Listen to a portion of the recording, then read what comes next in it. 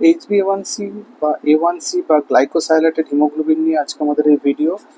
এটা একটা important blood parameter two monitor diabetes, patient diabetic কিনা বা পেশেন্টের প্রি ডায়াবেটিস হয়েছে কিনা বা পেশেন্টের নন ডায়াবেটিক কিনা পেশেন্টরা সেটা জানার জন্য HbA1c টেস্ট করা। এটা একটা নন এনজাইমেটিক গ্লাইকোসাইলেশন হয়, ব্লাডে যে গ্লুকোজ থাকে সেই গ্লুকোজটা হিমোগ্লোবিনের সঙ্গে অ্যাটাচড হয়ে যায়।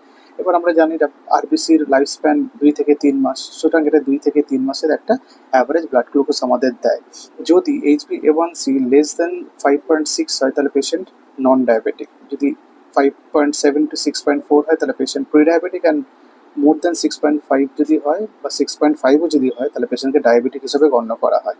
এখন যারা ডায়াবেটিক রিভার্সালের চেষ্টা করছেন, যারা ওষুধ ছাড়া যদি পরপর 3 মাসের HbA1c লেস দেন 6.5 থাকে, তাহলে ধরে নিতে পারেন যে তারা রিভার্সালের দিকে এগোচ্ছেন, কিন্তু তাদের প্রপার মনিটরিং এগুলোর মধ্যে থাকতে হবে।